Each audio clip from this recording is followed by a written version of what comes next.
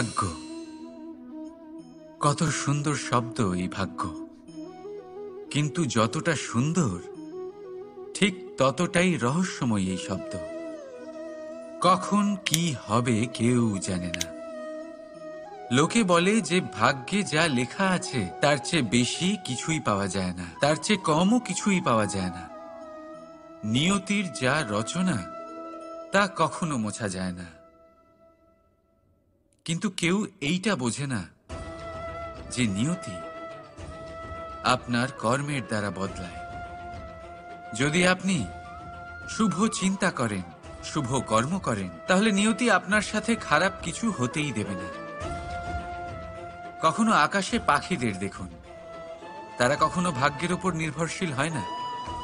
যতই ঝড় আসুক, যতই তীব্র হাওয়া দিক, ঘুরতে থাকে, একটা জিনিস জড়ো করে নিজের সৌভাগ্য, নিজের বাসা নিজেই তৈরি করে। নিজের সন্তানের জন্ম দেয়, তাকে লালন পালন করে, নিজেই তাকে উড়তে শেখায়, কখনোই ভাগ্যের উপরে নির্ভরশীল হয় না সে। এই বিষয়টা আমাদেরও শিখতে হবে। তাই মনে রাখবেন, আপনার ভাগ্য নিয়তির লিখন নয়। আপনার ভাগ্য তাই যেটা আপনি দিনের পর দিন আপনি নিজেই লেখেন। কিছু নিজে পরিশ্রম করে, কিছু নিজের ভাবনার জোরে। রাধা রাধা।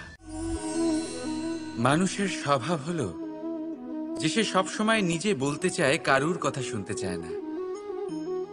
কিন্তু তার এই স্বভাব তাকে এক বিশাল বড় জ্ঞানের থেকে দূরে সরিয়ে রাখে, সামনের মানুষের ব্যক্তিত্বের জ্ঞানের থেকে দূরে।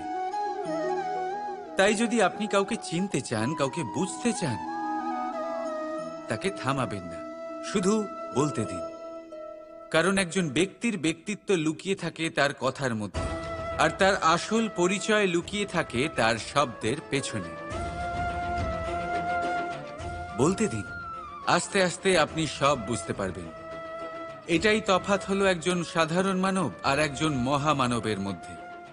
এক যে কাউকে বলতে দেয় না, আর এক যে সবার কথা শুনে।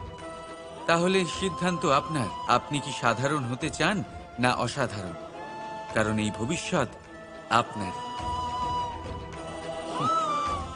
রাধা রাধা।